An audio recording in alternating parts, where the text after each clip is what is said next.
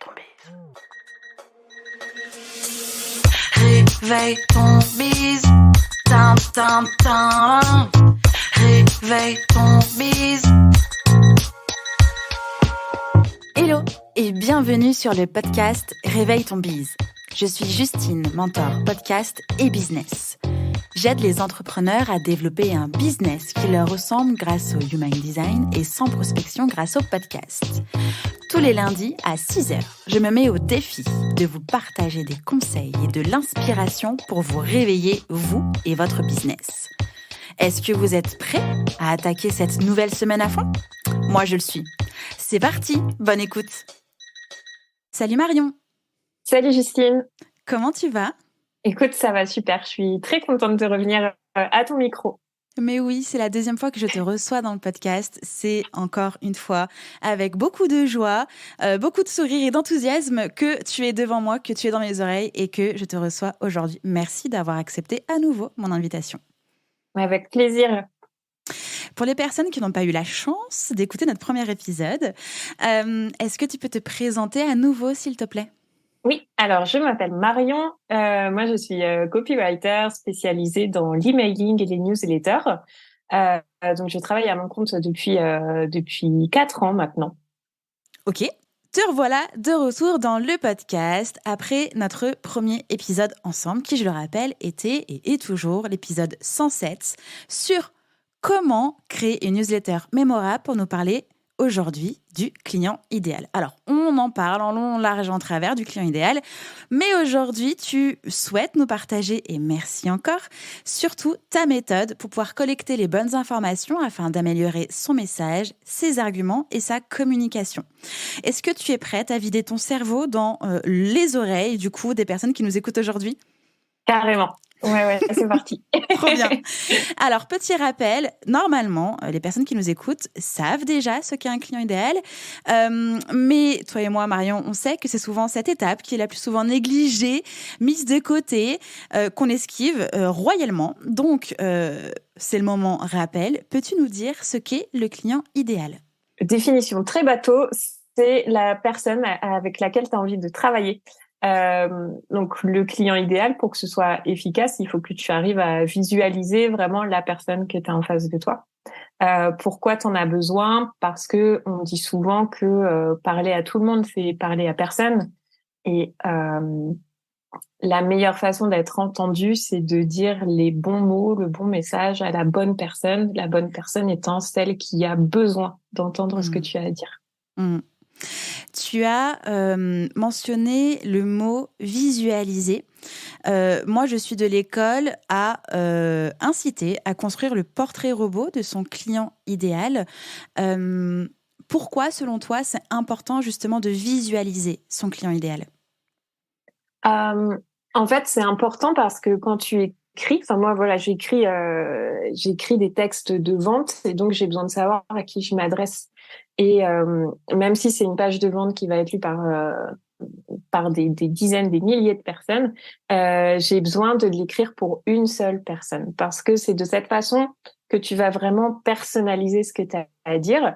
Et il y a quelque chose que j'aime bien dire, c'est que plus c'est personnel, plus c'est universel. En fait, plus tu t'adresseras à une seule personne, plus tu connaîtras cette personne, plus tes messages auront d'impact parce que tu sauras précisément ce que cette personne a besoin d'entendre.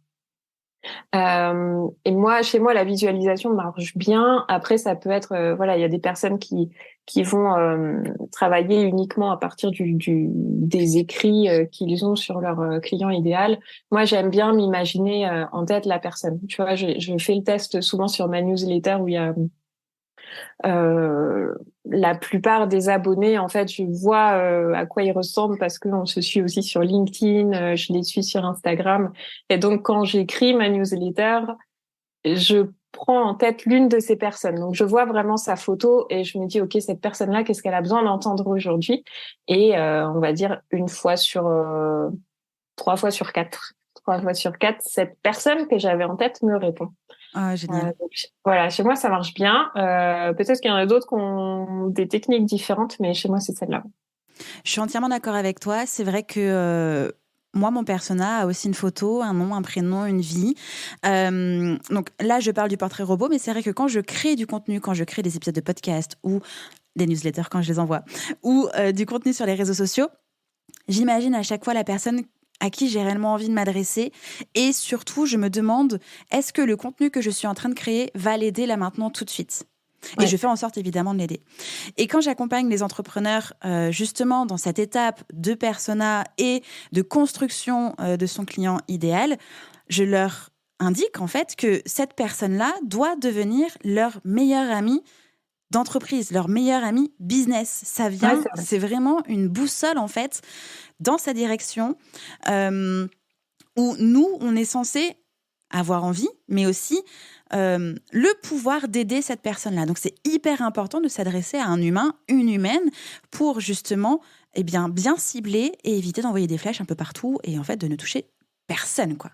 Ouais, carrément. Et aussi, ce qu'il faut garder en tête, c'est que toi, tu changes. Toi, en tant qu'être humain, tu changes. En tant qu'entrepreneur, tu changes. Les offres que tu vas proposer, les services que tu vas proposer vont changer, mais ton persona aussi, il va changer. Tu vois, ton persona, ton client idéal, peu importe comment tu l'appelles, il est jamais figé. Donc ça, c'est hyper important d'en avoir conscience et de le remettre à jour, en fait, régulièrement, d'aller vérifier les infos, de mettre à jour ton portrait robot. Parce que sinon, en fait, tu vas être un peu tu vas avoir une dissonance qui va se créer où toi, tu vas évoluer de ton côté, tes offres, elles vont évoluer, mais tu prends pas en compte tu continues à parler à ton persona d'il y a un an, par exemple, alors que ton persona d'aujourd'hui, il a bougé. Complètement. En termes de fréquence, justement, pour le mettre à jour, tu recommandes quand ? Moi, je le fais tous les ans. Il y en a qui font tous les 6 mois. Après, ça dépend aussi de la... En fait, ça dépend du type de personne auquel tu t'adresses et du type de problème que tu résous. En fonction, ton temps d'évolution, il va être plus ou moins long. Après, voilà, quand tu sens que tes messages, ils sont plus, qui sont plus aussi bien compris qu'avant, quand tu sens que ton taux de conversion il commence à diminuer, là, souvent, c'est que tu as une petite mise à jour à faire. Oui. À titre de retour d'expérience, tout simplement, moi, je me remets sur mon client idéal, on va dire, tous les 6 mois, au moment où je fais en fait mes grosses sessions bilan, où là, justement, je récolte la data et je me repositionne à moi. Qu'est-ce que j'ai envie de faire ? Est-ce que je m'adresse toujours aux bonnes personnes ? Est-ce que mes offres sont toujours ce que j'ai envie de faire aujourd'hui ? Et est-ce que ça aide toujours la personne avec laquelle je souhaite travailler ? Et du coup, en répondant à cette liste de questions-là, bah oui, non. Et en fonction de ça, je mets à jour. Ou alors, bah, c'est carrément OK, rien n'a bougé et tout fonctionne. Et j'ai refait ma grosse enquête persona fin d'année dernière, justement, où j'ai réinterviewé 19 personnes pour la réouverture de mon programme MOVA, parce que j'avais envie d'apporter des modifications dans le fonctionnement, dans le format, dans le contenu, dans les inscriptions aussi. Et en fait, tout était que hypothèse en partant de moi et de ce que j'observais du marché, en fait. Et je me suis dit, bon, bah là, ce sont des hypothèses. Moi, c'est ce que je veux, vraiment. Mais est-ce qu'en face, ça va être bien reçu ? Et grâce à ces 19 interviews-là, j'ai pu construire un MOVA qui cartonne, un MOVA dans lequel je m'amuse énormément et dans lequel aussi les personnes que j'accompagne vivent leur meilleure vie avec leur podcast. Donc en fait, ça aide énormément et donc nous soulignons aujourd'hui que c'est bien de le faire une première fois, mais refaites-le autant que nécessaire en fait.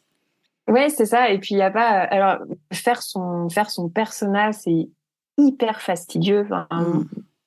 Moi, ça n'a pas été une partie de plaisir jusqu'à l'année dernière, en fait, jusqu'à ce que je comprenne les infos essentielles à récupérer et que je me crée une cartographie du client idéal, on va dire, esthétique sur laquelle j'ai vraiment envie de travailler. En fait, moi, j'ai besoin aussi... j'ai besoin d'avoir beaucoup de ludique dans mon travail et je pense pas être une exception là-dessus. Et voilà, avant j'avais, tu vois, mon client idéal, il était sur un Google Doc et je n'avais pas envie, je n'avais pas envie de le mettre à jour. Là, voilà, je me suis fait quelque chose de plus sympa voilà que je vais consulter régulièrement, que j'ai envie de mettre à jour. Donc ça m'a aidé. Et dans ce que tu as dit, il y a un point qui est essentiel, c'est quand tu as dit je n'avais que des hypothèses. Souvent, quand on démarre, en fait, le client idéal, moi, je me souviens, j'ai encore en tête le tout premier, la toute première cliente idéale que j'avais. C'était une succession d'hypothèses. En fait, c'était un peu la personne rêvée avec laquelle j'aimerais travailler. Cette personne rêvée n'existait pas. Du coup, forcément, au début, j'ai galéré. Et en fait, ton client idéal, c'est quelqu'un qui existe, c'est quelqu'un qui a des vrais problèmes, où tu sais qu'elle a ces problèmes-là, c'est quelqu'un qui veut atteindre une situation, qui veut aller à un point B. Ce point B, il existe vraiment. Et ça, c'est des choses qu'il faut vraiment vérifier. La seule solution pour les vérifier, c'est d'aller parler aux gens. Complètement. Et ça passe par des interviews clients idéales, évidemment. C'est ça. Ouais. La technique du sondage peut être bien, mais alors on est plus sur un sondage d'un point de vue quantitatif, mais tout le langage non verbal, toutes les hésitations, les haussements d'épaule, tout ça on l'a pas dans un sondage. Donc c'est nettement plus intéressant et plus riche d'être dans l'échange en menant des interviews clients idéaux. Ouais. Et oui, comme tu le dis, ça prend du temps de le faire, mais c'est hyper riche et surtout penser à enregistrer ces séances-là. Oui. J'ai le cas aussi j'ai une cliente qui ne veut pas faire, qui ne veut pas. Maintenant, elle les fait, mais qui a mis du temps à accepter de les faire parce que il y avait un côté, donc ça fait une dizaine d'années qu'elle a son entreprise. Il y avait un côté, j'ai l'impression de revenir à mes débuts d'entrepreneur. J'ai l'impression de donner une image de débutante. J'ai l'impression de donner l'image de quelqu'un qui sait pas ce qu'elle fait. Et en fait, c'est pas du tout le cas. C'est juste aller vérifier ton marketing. Tu travailles avec des êtres humains. L'être humain change. On n'est jamais figé. Donc, il faut aller vérifier les infos et c'est la seule solution qui existe pour t'assurer d'avoir un alignement public, message, offre. Et quand tu fais ces entretiens aussi, c'est toujours super bien perçu par les personnes que tu vas interroger parce qu'en fait, elles sont ravies de t'aider. Et puis, on aime toujours parler de soi. Donc là, tu vas poser des questions à la personne pour qu'elle t'explique la situation qu'elle vivait au moment où elle t'a contacté et tout. Et c'est toujours hyper bien perçu. Et c'est aussi l'occasion des fois, de reprendre contact avec des anciens clients pour les fidéliser, pour leur proposer de continuer. Donc, vraiment, je m'encourage à faire ces entretiens. Ouais. Et même si l'objectif de cette interview est uniquement, entre guillemets, de valider vos propres hypothèses et pas pour vendre en direct, ça aide aussi à vendre derrière, justement. Parce que le lien, c'est soit à nouveau créé, soit vient de se créer, que la personne s'est sentie comprise, entendue, tout ça. Et qu'après, si vous retournez à sa rencontre en disant « Hey Micheline, grâce à toi, j'ai mis ça en place ou j'ai développé ça », est-ce que tu veux qu'on en parle ? Est-ce que tu veux que je te montre ? Est-ce que tu veux rejoindre cette version bêta-test, etc., etc. Franchement, ça a 97% déjà presque conclu parce que vous avez déjà passé le temps d'étudier sa demande et de voir comment aider vraiment cette personne-là. Donc, si vous fallait encore plus de motivation, si on n'a pas réussi à vous convaincre, sachez que ça fonctionne vraiment derrière pour convertir. Ouais, carrément. Bon, là, on a passé le stade de la validation. On est trop contente. On a un super persona. On sait exactement quels sont les problèmes. On sait exactement quoi faire, comment faire. Mais du coup, quelles sont vraiment les informations indispensables à collecter selon toi, Marion ? Alors, pour moi, il y a quatre thématiques. Ouais, allez, je vais dire thématiques. Il y a 4 thématiques à cocher. La première, c'est quoi la situation initiale de ton client au moment où il t'a contacté. C'était quoi son déclic? Qu'est-ce qui fait qu'il s'est dit, OK, là, faut vraiment que je contacte Marine, Justine, Clément, peu importe. Et ça, vraiment, note bien les mots des personnes que tu as en face de toi. J'ai eu le cas beaucoup trop souvent de personnes avec lesquelles je travaillais qui interprétaient les propos de leurs clients lors de ces entretiens. Il faut surtout pas interpréter parce que quand tu interprètes, tu mets tout un tas de biais qui te concernent toi, finalement, qui concernaient pas du tout ton client. Donc vraiment, note bien ces mots à lui. Le pendant de ça, c'est la situation rêvée. C'est quoi la situation que tu rêves d'atteindre? Comment ce sera pour toi une fois que tu auras résolu ce problème-là? Souvent, c'est le contraire, mais ça permet en fait d'aller choper des mots prononcés par tes clients et ça, tu en auras besoin dans ta com. Le deuxième sujet, ça va être c'est quoi, qu'est-ce qui t'empêche d'atteindre cette situation-là? Qu'est-ce qui fait que t'as pas réussi à l'atteindre?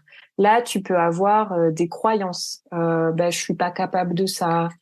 J'ai peur de ça.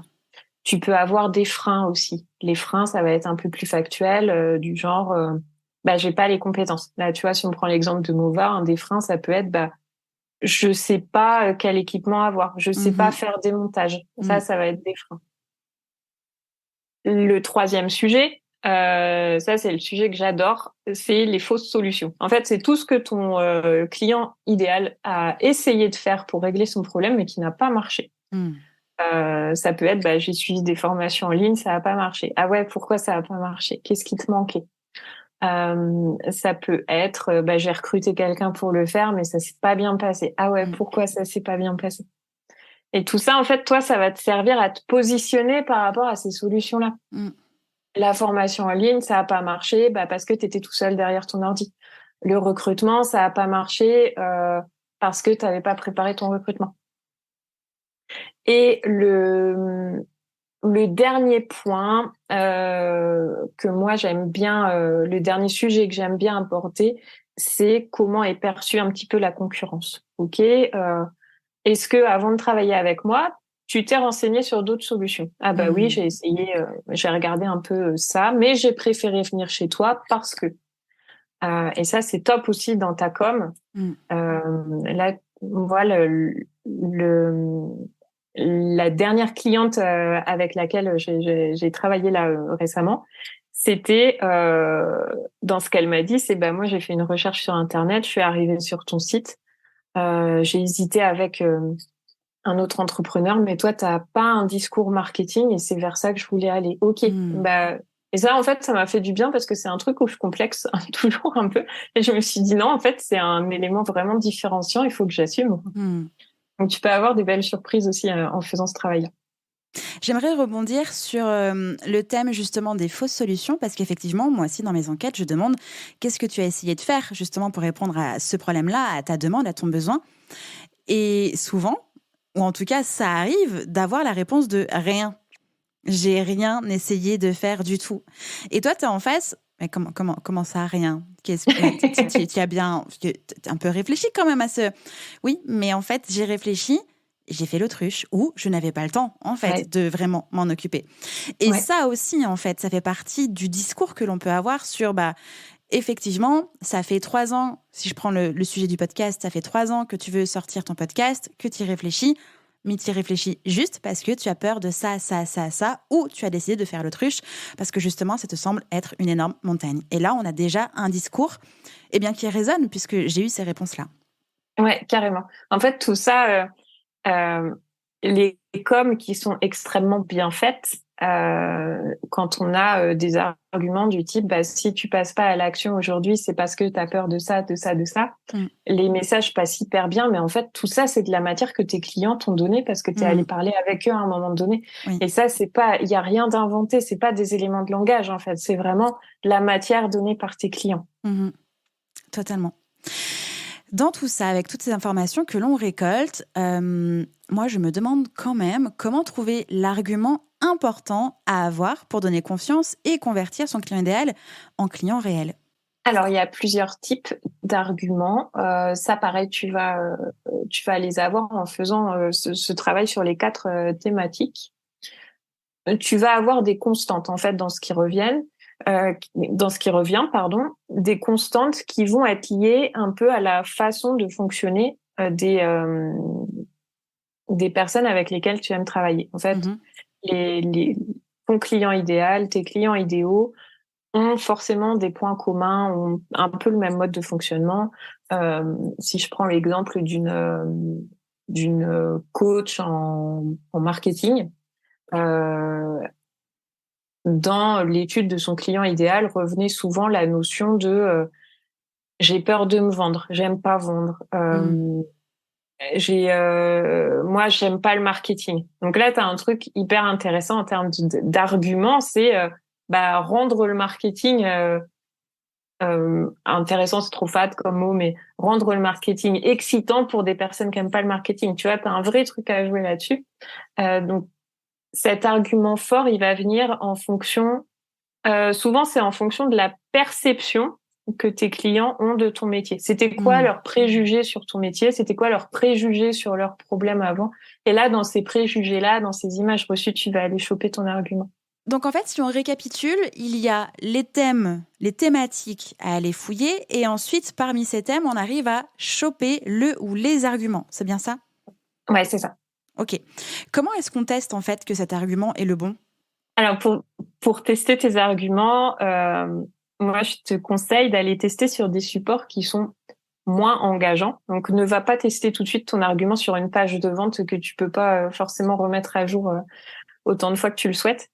Les réseaux sociaux, l'email, pour ça c'est pas mal. En fait, tu vas tester les formulations pour voir comment ça prend. Sur les réseaux sociaux, tu vas pouvoir tester différentes publications, différents formats. Tu peux aussi utiliser les sondages, tu vois, notamment en story sur Insta, Mm. tu vas proposer deux, euh, deux formulations différentes et voir laquelle parle le plus.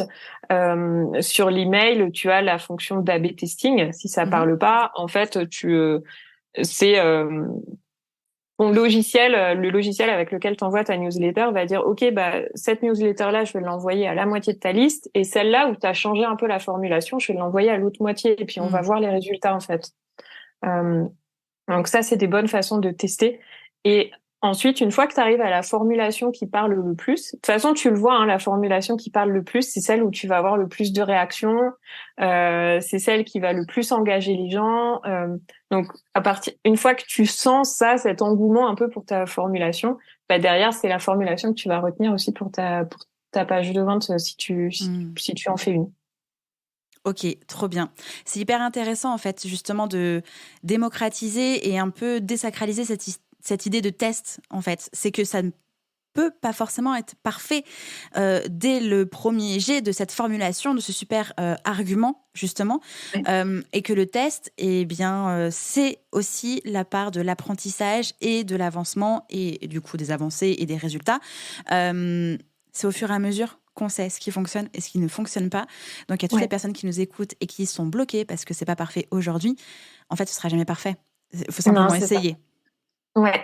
Et alors, si, et ça c'est super important aussi. En fait, pour formuler tes messages clés, finalement les messages que tu vas répéter régulièrement pour promouvoir tes offres, Mhm. euh, comme de la même manière que tu vas vérifier tes hypothèses, bah là en fait tes messages clés, ça va être les mots de ton client idéal. Donc moi, ce que je te conseille, c'est vraiment de noter ce qu'on appelle le verbatim. Mm. Donc, c'est tout ce que te disent tes clients idéaux, tout ce que te disent tes prospects quand tu les as en appel découverte, si tu fonctionnes en appel découverte.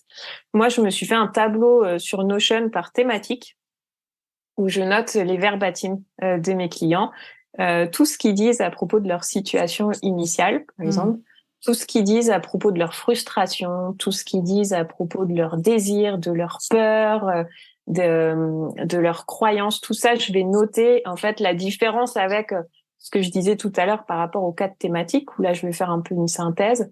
Là, la différence, c'est que ça va être vraiment mot pour mot ce qu'ils m'ont dit. Et je vais noter aussi, j'ai une catégorie qui s'appelle punchline. C'est pas moi qui l'ai Mm. inventé, hein, c'est vraiment quand tu fais l'étude de ton persona, tu as toujours une catégorie comme ça. En fait, c'est les phrases, des phrases qui vont te marquer, que vont te dire tes clients, tes prospects, et que toi, t'aurais jamais eu l'idée de formuler ça comme ça. En fait, ça, c'est génial parce que ça va parler tout de suite. Des fois, tu vas avoir des notes d'humour dans ces punchlines et ça, tu vas l'utiliser dans ta promesse, dans tes Mm. messages clés. Et c'est ce qui va aussi t'aider à te différencier dans ta com. Est-ce qu'il y a une sorte de trame quand même pour rédiger ou en tout cas formuler les messages clés? Ouais. Alors, dans ce que tu dois, il y a plusieurs choses que tu dois retrouver dans ton message clé. C'est les bénéfices que vont obtenir tes clients et la solution que tu proposes. Ok. Et si tu as une méthode particulière, bah là tu peux aussi expliquer ta méthode. Mais ça, les bénéfices ou les résultats obtenus et la solution que toi tu proposes, ça c'est les deux éléments qu'il faut retrouver absolument. Ok. Est-ce que concrètement, tu peux nous donner ton exemple même de ton ou tes messages clés? Pour te donner un exemple, moi je vais avoir dans les problèmes qui reviennent régulièrement chez mes clients, c'est mes newsletters ne génèrent pas de résultats. La situation rêvée, c'est je veux générer plus d'appels découvertes avec mes newsletters. Une formulation qui peut bien marcher et qui est toute simple, c'est comment générer plus de résultats avec ta newsletter. Comment avoir plus d'appels découvertes avec tes newsletters. Tu peux aller un peu plus loin aussi dans le discours en disant comment affoler tes notifications Calendly après l'envoi de ta newsletter. Canon. Après, tu as plusieurs types de formulations qui fonctionnent. Tu as le comment faire pour. Donc là, c'est la plus classique.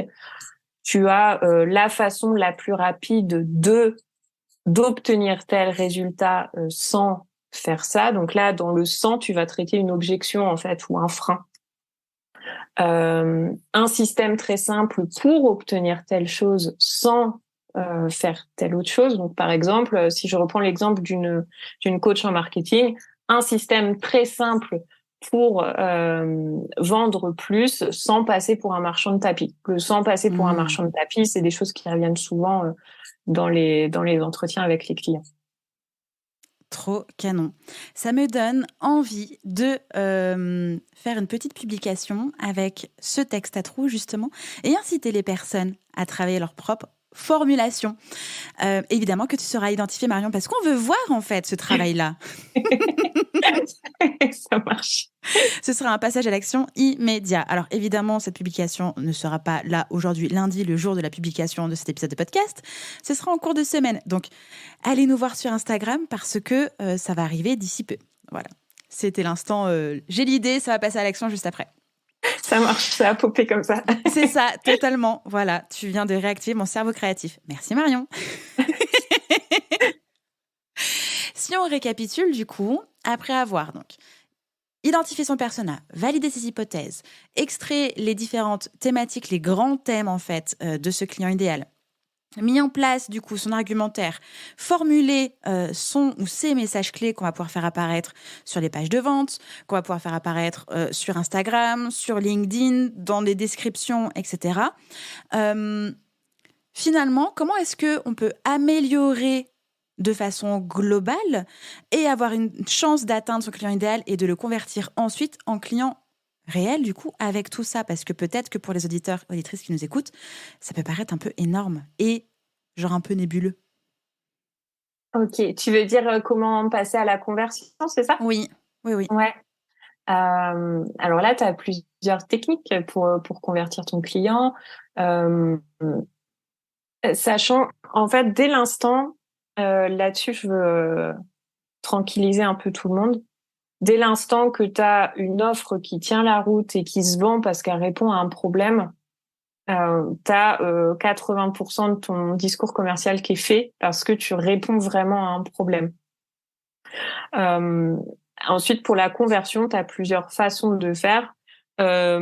Soit tu vas fonctionner uniquement par de la vente en ligne si tu fais de la formation, ou alors tu peux avoir besoin de passer par l'étape j'échange avec la personne. Moi, c'est le système de conversion que j'ai choisi parce que j'aime bien échanger avec les gens et en fait parce que avec ce système donc moi c'est des sessions diagnostiques où je fais un rapide diagnostic sur la stratégie d'emailing des clients Et en fait, au cours de cet échange, bah, moi, je vais aller choper encore une fois des verbatims, je vais aller affiner toujours mon discours.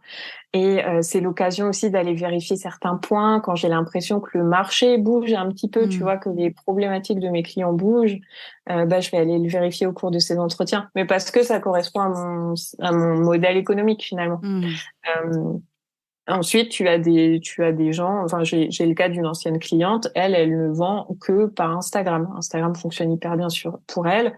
Elle communique beaucoup en story, elle met des liens d'appel à l'action avec des call to action qui sont travaillés et, euh, et ça fonctionne très bien aussi. Donc ça dépend vraiment de ton système économique, de ton modèle économique, pardon, de comment tu as envie de vendre derrière.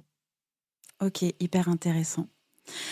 Est-ce que il y a une question que je ne t'ai pas posée et que tu aimerais que je te pose parce qu'on a dit plein de choses, mais peut-être que je suis passée à côté d'un élément genre indispensable à cet épisode et qu'il faut absolument que tu nous partages.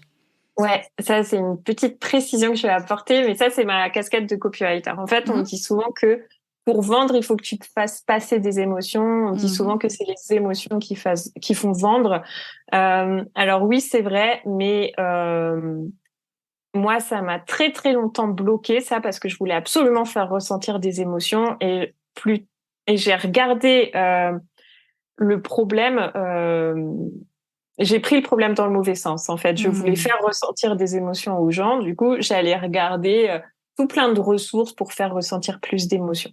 Euh, Dès l'instant, en fait, que tu as ton client idéal qui est bien précis dans ta tête, que tu connais bien les 4 thématiques que je t'ai données tout à l'heure, que tu sais exactement quel problème tu résous, en fait, les émotions, elles arrivent toutes seules parce que tu réponds vraiment aux besoins de ton client idéal, tu sais exactement les galères par lesquelles il est passé avant de régler son problème, tu sais les peurs qu'il a, tu sais les croyances qu'il a. Dès l'instant que tu as toutes ces infos-là, t'as pas besoin d'aller chercher comment faire ressentir plus d'émotions, en fait, parce que les émotions, elles sont dans ta data, dans la data que tu as collectée.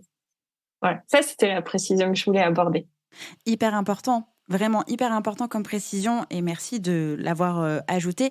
C'est vrai que on peut avoir tendance à s'auto-biberonner au copywriting, je dirais même non éthique, qui a tendance à vouloir faire très très peur pour pouvoir vendre, pour justement amplifier les émotions, les points de douleur de son client idéal. Alors que comme tu viens de le souligner justement, il n'y a pas besoin en fait de remuer encore plus le couteau dans la plaie si la personne a déjà bien le sentiment, bien les émotions en elle-même, puisque tu les as identifiées, validées et formulées correctement. Ouais, c'est ça. Et en fait, ce que la personne, elle a besoin de savoir en face, c'est pourquoi elle rencontre ce problème aujourd'hui. Et qu'est-ce qui fait qu'elle a ce problème-là aujourd'hui et comment toi, ta solution, elle peut y résoudre. C'est tout. Ce serait trop réducteur de dire ça, mais c'est vraiment les 2 arguments principaux que tu as besoin de travailler.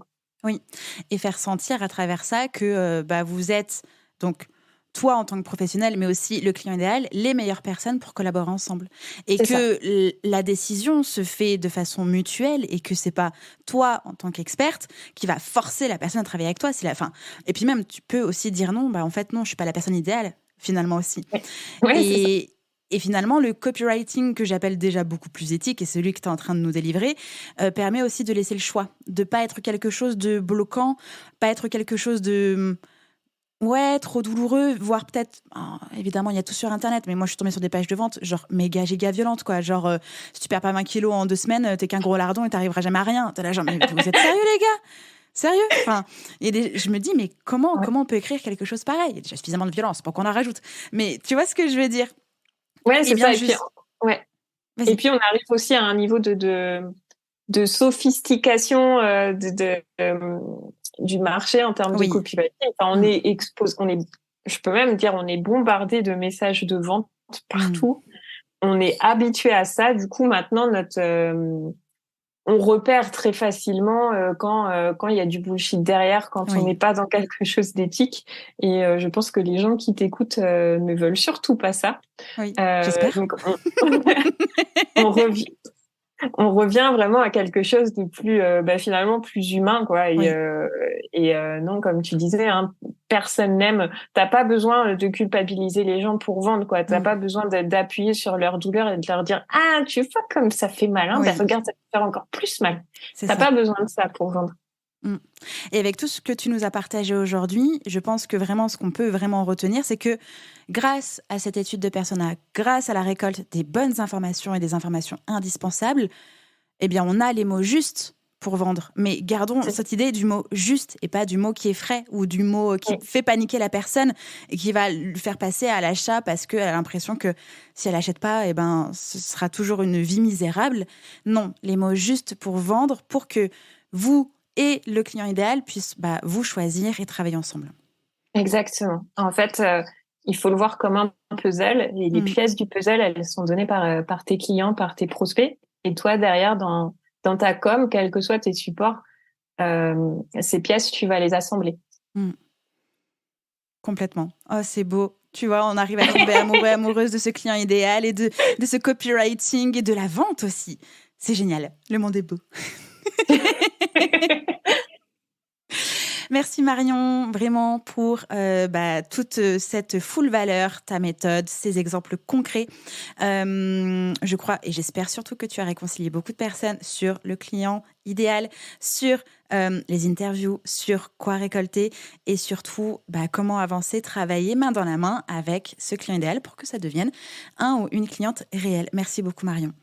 Merci Justine. Tu reviens quand tu veux, hein, jamais 203. Donc voilà, tu sais où me trouver avec grand plaisir.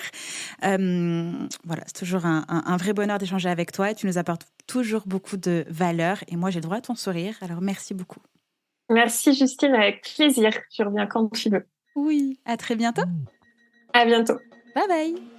J'espère que cet épisode vous a plu. N'hésitez pas à partager le podcast à une personne qui veut aussi se réveiller avec vous. Retrouvez l'ensemble des informations et des liens en description de l'épisode ainsi que sur le site internet www.justinarma.com. Si vous avez des idées, des suggestions ou si vous avez juste aimé cet épisode et que vous voulez me le dire, direction Apple Podcast pour laisser un commentaire et des petites étoiles. Vous pouvez aussi me laisser des petits mots sur Instagram au nom de Justine-Arma avec 2 A ou par mail à l'adresse hello@justinarma.com. N'oubliez pas de vous abonner à Réveille ton bise sur votre plateforme d'écoute préférée pour ne pas louper votre réveil. On se retrouve lundi prochain, 6h, pour un nouvel épisode. Bonne semaine. Ciao!